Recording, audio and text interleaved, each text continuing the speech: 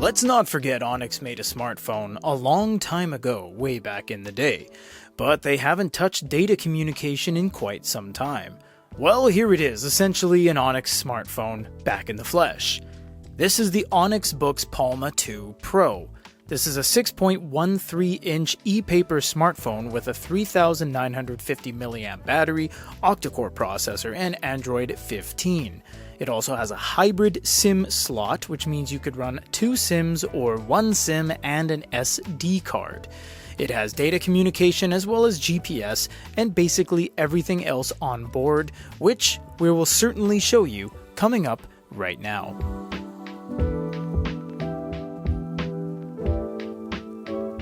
Looking at the build of this unit, this is the nicest unit to hold I think the company has ever made. It feels really good in the hand. This texture on the back is insanely nice to touch. It's this kind of bed liner-esque paint truck bed liner type of thing.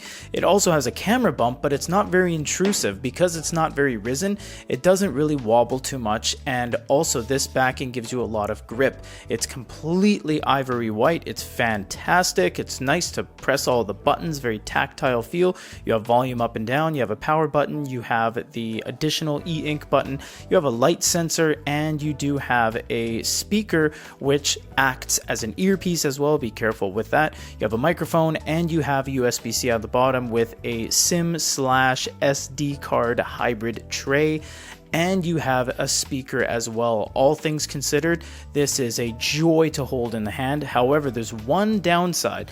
Because they have a pen layer, because they have a Kaleido color array filter, and they have a top coat, and they have a touch digitizer, this screen is very far away from the surface. You'll see right there, there is a tremendous screen gap between the actual screen, the EPD, the electronic paper display, and the very top of the outside of the unit itself. It is very noticeable and it's quite prominent.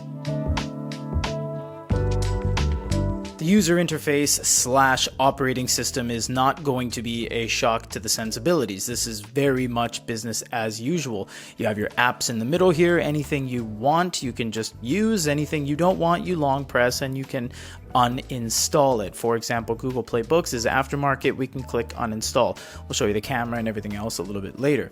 If you click on the settings, you'll have all your settings here. No, we're not going to go through everything. There's too much to go through. You have more settings as well. If you want to get into system updates and volume buttons, you can assign them to do different things. You also have the e-ink button that you can key map. And how it works is it is a triple function button. So short press, double press, and long press. What you can do is assign something to each thing. So right now, the short press is full refresh. So if I press it once, it's going to refresh. Double click, it's going to be the AI assistant. And then if you do long press, it's going to be whatever you assign it to. So that smart button is here to stay. It is a very welcomed addition. And honestly, it's kind of pulled from the book of Hisense with the e-ink button. They kind of brought it over, but it's neither here nor there. If you do the top down, you get all your fun stuff here. Your e-ink wise, we'll show you that in a second. You can adjust your front light to extreme blue or extreme orange or off entirely. You can adjust those as you see fit. You even have custom, auto, off, and soft. You also have your volume control here, which you can also control with the volume buttons on the side. And finally, e-ink wise. E-ink wise is going to be your refresh modes. You have HD, speed, and a bunch of other ways you can customize it. If you do click on customize, you have full refresh after page, drag, etc. You can always refresh that to the original if need be. And going back to ink wise, you have custom for color mode. You have contrast, vividness, and color brightness. All of this can be changed live, and it's the entire device. It's not just the screen you're on, and you can go back and reset everything if you get a little bit too carried away. We will show you these when we go into the speed mode at the end of the video. And of course, you have HD and speed mode. You have high contrast and anti-flicker, which does reduce the amount of flashing but increases ghosting, and again, we'll show you that in a little bit. Finally, before moving forward, we're gonna turn the glow light on and keep it on. Reason being, this screen has far too much in front of it. It is extremely dark. We see it, you see it, they know it, everyone knows it. Whether you're Kindle, whether you're Kobo, you're bigme, anybody. it's a dark screen, and that's because it's using Kaleido, and in its inherent form it's very dark. We need to turn the glow light on anywhere between 1/4 to 3/4 just to take the edge off a little bit and show the colors of the screen. This is not cheating, this is what you have to do on Kaleido devices. We're going to use Google Play Books just because it's very accessible. Now, it really isn't a testament to the device anymore because these devices can use any app under the sun. Moon Plus Reader, Aldico, Rakuten, Sony Reader still exists in the world, Kindle, Barnes & Noble, etc. But you'll see that with Google Play Books you get a little bit of an animation. But if you wanted something that looks a little bit better and has less staining, you'll see this screen is quite stained. What you would do is go over here and go into HD mode. When you go to HD mode, you'll see that the animation goes away and it just starts flashing. It looks better, but it's much slower. Furthermore, depending on the app you're using, more speed modes will show up. So if you're using different apps, maybe you'll have a different type of speed mode, very fast, ultra fast, etc. And if you go to Regal, this is guaranteed the best for reading books. You'll see that the flashing is gone and just the text dithers away and comes back. So it really isn't so much about the device anymore, so much as it is the application. We're just using Google Play Books. It doesn't mean it's the best. It's just the one that we kind of went to.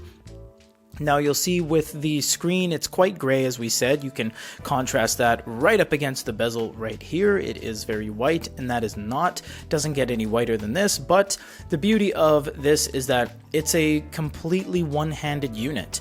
You can swipe left and right, and depending on the application, you can use the page turn buttons in the form of the volume. So you can actually utilize this. If you go to the settings and click on settings, it'll say right here, use volume keys to turn pages. When you click on that, you can say always. From there, when you go back into the book, you can now hold this completely one-handed and change pages just with your thumb. It is quite a nice reading experience. It's decent for what it is. It would have been nicer if it was a little bit more white, and it's really unavoidable because they're using Kaleido. So currently Kaleido's the best of all worlds in terms of having a white background with the ability to view color. Manga and graphic novels look best on the full HD mode, although they're going to be a little bit slower. So again, every time you go into something, make sure you go into your eink wise and really check how it's going to be set up to absorb the best quality you can. So this is a comic book. It'll be the same as manga, except manga traditionally is black and white, which is why we're showing comics this time. Manga is traditionally in black and white, whereas comic books are in color, or graphic novels, I guess you could say. So pinch and zoom works perfectly fine, and again, if you're on Marvel Unlimited or Comixology or whatever, it's just going to be a different experience in terms of the UI elements, how you can craft your experience, all that. But overall, it does show colors quite well. You'll see blues are blue, greens are green, whites are white. It's quite nice, honestly. And currently, as you know, Spectra has come out in multiple tangible, attainable formats now. Gallery 3 has a unit currently on the market. It is really slim pickings when it comes to color technology, except for Kaleido. There's 20 plus units currently available and about 100 total Kaleido enabled devices. So it definitely is the go-to color technology because it's just good enough to look good, but it is completely usable, completely customizable, very consumable. You can pinch and zoom, you can really cater it to your liking, you can adjust the vividness, you can adjust the contrast. It's really the only color technology that works, honestly. So overall, you do get that page turn animation on Google Books, of course, but you can obviously adjust that with the speed mode and get a little bit of a better look out of it. Overall, colors are good, and the manga experience or comic experience is quite nice. The first thing we have to do before going any further in this is see if it can make calls / can only use data. We need to know conclusively what this actually holds in terms of its capabilities.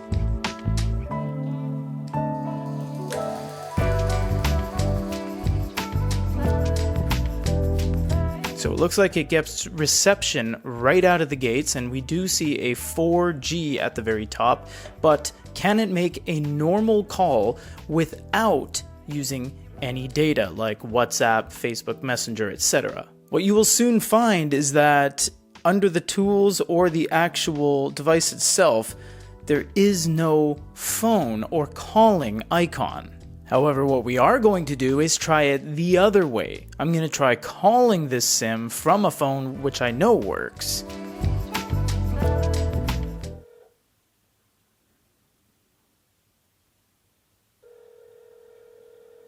And finally, we downloaded from Google Play Phone by Google. We went to open it, set it as default because it will only work if you set it as default, but it won't allow you to click anything on the screen to make any installation. So if the question is, can you make calls and texts on this device? Can you use it as a phone? No, you cannot. From a professional level, in terms of who we have relations with as a company to company, we have nothing to do with Google Play, but they are the best. Reason being, they're on almost all phones, tablets, and e-paper devices now, which means you can go here and you might say, well, I don't like the books that Google Play Books has, Google Books. Well, you don't have to use them, because if you go over to apps, you can start downloading other ecosystems like Amazon and Sony and Kobo and Barnes & Noble, and any application you want, like the Pocketbook Store. You can download any app on this and effectively make this a Kindle, make this a Barnes & Noble, make it a Kobo Rakuten. And again, if you don't like what Amazon has to offer, simply just go over to Google Play Books and click on ebooks or audiobooks or genres or whatever you want and just download endless amount of content.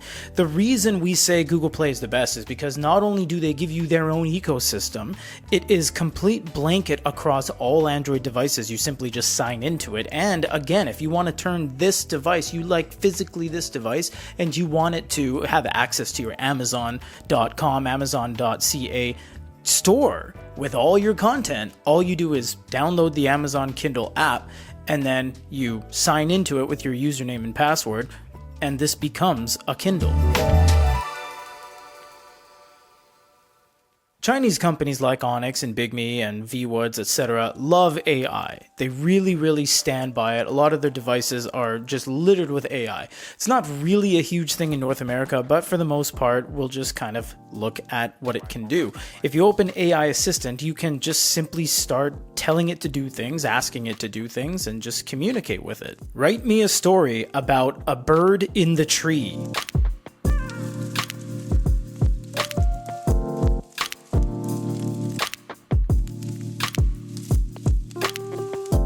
So you can see in a few seconds, all you had to do was say, write me a story, solve this equation, what have you, and it just does it for you. And that's basically it. That's the whole thing around OpenAI, ChatGPT, whatever you want to use, Copilot, Microsoft, they're all the same thing. They're all an artificial intelligence engine in the back end that when you say things, you do things, it'll just answer the question, give you the data, mine the information, and compile it for you. From here, you can copy the information, you can delete it entirely, you can write it again, and there's various amount of settings you can do, word count, etc. You can go to the top right corner and you can sign into your Onyx account. We're not going to do that right now, but that's basically the gist of artificial intelligence on Onyx. You would just use it to do things under the AI assistant. We just have some random terms and conditions here we got off of Google. It's just a template, and this is to show document scanning. Now, there is going to be a difference between camera. Camera is your camera, so you would just use it like that. That's just the camera portion. We'll show you that right after this as well. But we want to go to DocuScan. So document scanning, you would start a new scan like this, call it whatever you want, it doesn't matter. Press OK, and we're just gonna align it to the majority right here. Let's just go get the main body right here. So we're gonna snap that. Then we go over to next. Then you have some options here. You can add photos, delete, OCR, export as PDF. The thing we want to do is OCR because that's the whole point. We want to do character recognition. So you would let it do its thing, and right here you get all of the information. So you get affiliates, you see you get account, etc., etc. So all of that has been perfectly transcribed and digitized into the unit itself. From there you can select all, you can copy, you can share it to an application of your choosing, or you can go into the body of text and change things as you see fit. From there, you can X out of it, you can export as a PDF, image PDF, text PDF, etc. So that really does come in handy to have a device that does have a camera. But how does this work as a camera, not a DocuScan? So in terms of the camera, don't be worried. Yes, it doesn't look great as we point it at our wall of e-readers. We will show you at the very end of this short segment what it should look like and what it will look like when you actually take a photo and put it in your PC, or you view it after the fact, not on this. The only reason it looks like this is because this is the only screen you have. So it's trying to transmit a proper picture through an e-paper screen. The sensor that the camera has, the image sensor behind the actual camera itself, is a normal image sensor. So it's going to look the same as your Sony phone, your Samsung phone, your Motorola phone, your iPhone, whatever you use. It just so happens to look like this on this phone. You do have Pro mode as well, which gives you ISO, white balance, a little bit of focus, exposure, and some other settings, which is quite nice. You also have video as well, and you have the ability to zoom in, although zooming isn't that nice because it is completely digital. It is not an analog physical zoom. It's a digital zoom, so it is just simulated. It actually doesn't become any clearer the closer you zoom. You'd have to actually go towards the subject itself. But overall, this has one of the best camera movement and usability that we've ever seen on an e-paper device. Look how smooth that is. Remember, this is e-paper. This is little ink particles bouncing up and down, going through a color array filter, trying to create this image as fast as it does. This is miraculous improvements in the industry.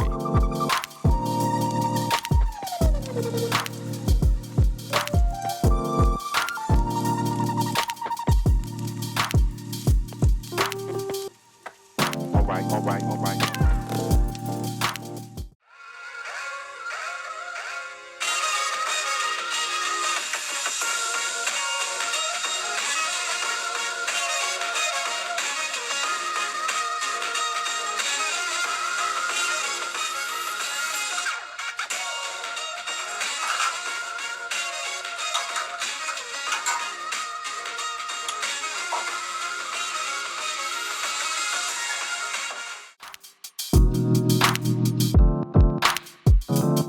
We always ask the question, was this unit enough? Was it different enough? And the answer is yes. The Palma 2 Pro towers above the Palma 2. Its hybrid SIM card slot, Android 15 OS, and its 8+128 RAM/ROM setup means that this is pretty much going to be able to tackle anything you throw at it. And the super refresh technology that never seems to miss a beat. It's hard to ever find anything negative to say about Onyx products, as they're always pretty much top notch. But if you guys have anything to say, leave some comments down below, and thanks for watching.